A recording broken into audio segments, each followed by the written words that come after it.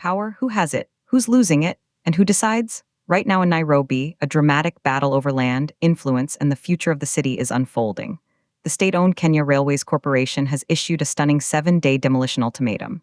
The targets? Prime church properties linked to two of the country's most powerful televangelists, Pastor James Njianga and Bishop Margaret Wanjiru.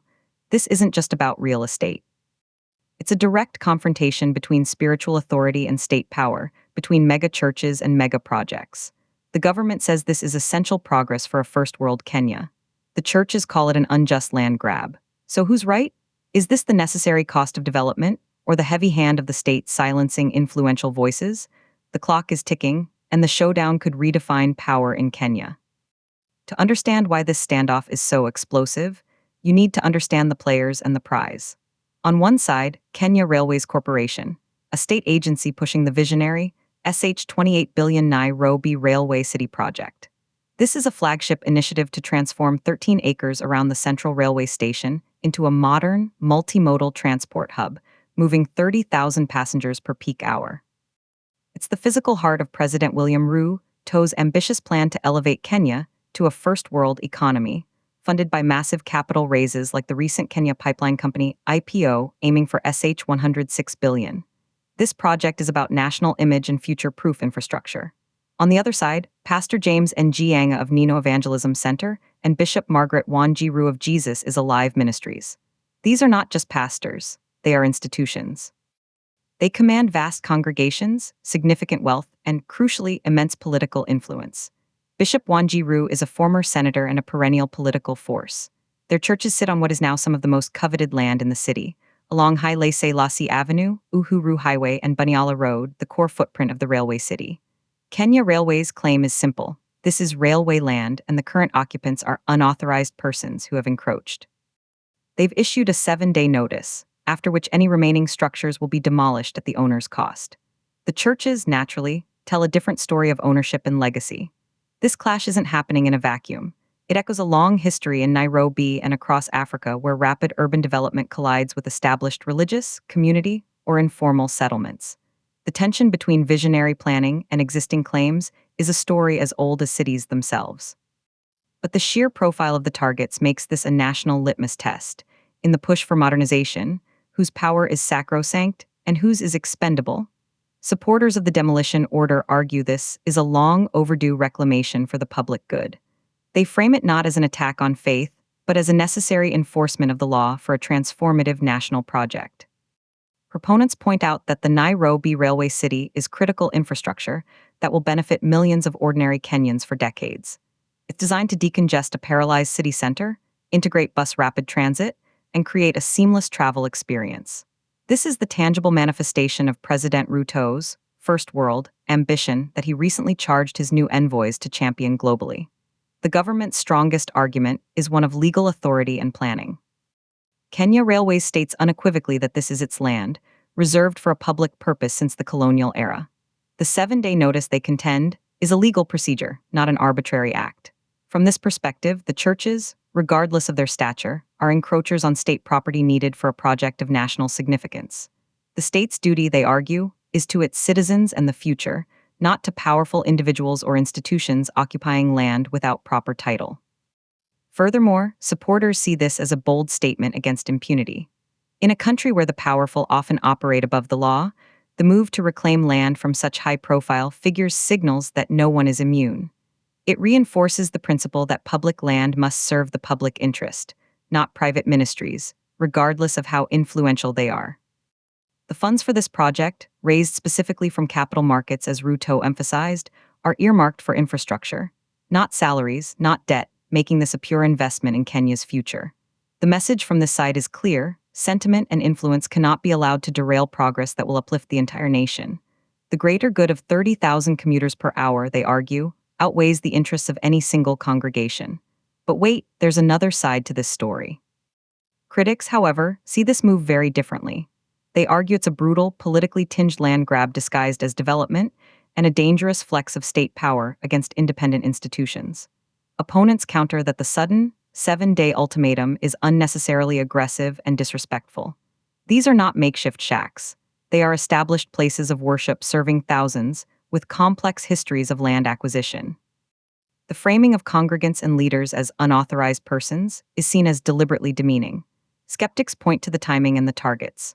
Why these specific, highly influential churches? Bishop Wan Ji-ru, a political figure in her own right, and Pastor Njianga, a media-savvy leader with a massive following. Critics suggest this could be a warning shot to other powerful entities, religious or otherwise, to fall in line with the state's agenda. They draw a parallel to the worrying events just across the border in Uganda, where opposition leader Bobi Wine was recently taken by the army to an unknown location amid election tensions. While not equating the situations, the underlying question is the same: how does the state treat powerful voices that exist outside its direct control? The churches and their supporters also challenge the narrative of encroachment. They claim to have legitimate interests and histories on these plots. A blanket demolition order, they argue, ignores due process and the possibility of negotiated solutions, compensation, or relocation. The human impact is profound. Where will these congregations worship? What happens to the community services, the fellowships, the spiritual homes built over years? Critics argue that true development is inclusive and respectful, not bulldozer-led.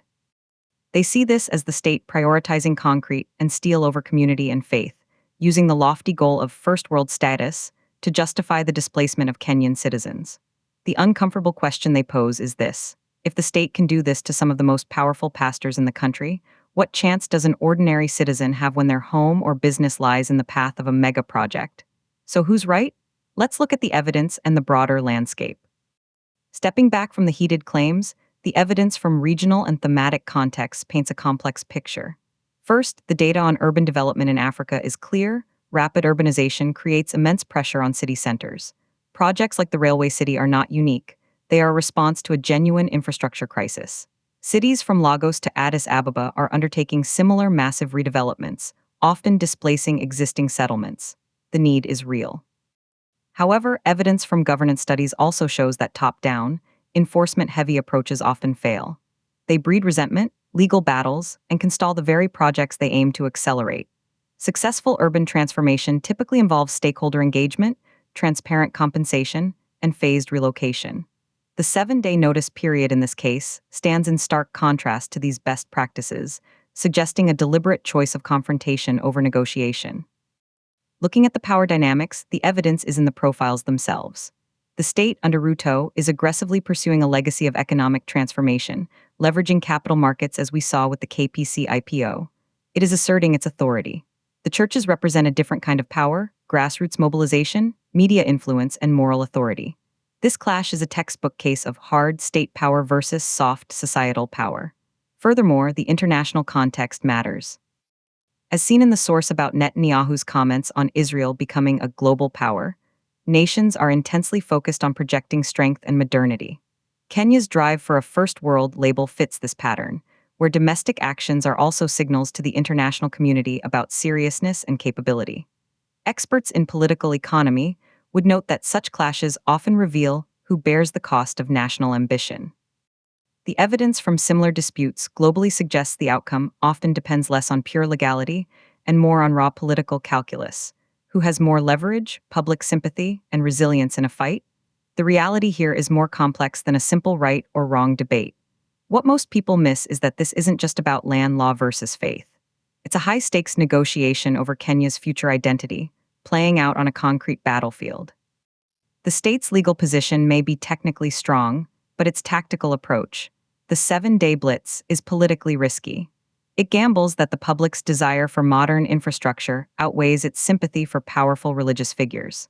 The church's moral and community position is powerful, but it may crumble if they cannot prove legal ownership. The uncomfortable truth is that both sides are leveraging different forms of power. The state uses legal decrees and bulldozers. The churches use pulpits and populist appeal. The nuance lies in the concept of power itself. As the Wikipedia source outlines, power is not monolithic. It's the ability to influence people or events. Kenya Railways is wielding coercive and institutional power. The pastors wield symbolic, social, and media power. This showdown is testing which type is more potent in today's Kenya. The state is betting on its vision of the future. The churches are betting on their foundation in the present. The verdict won't ultimately be delivered by a court first, but by public perception.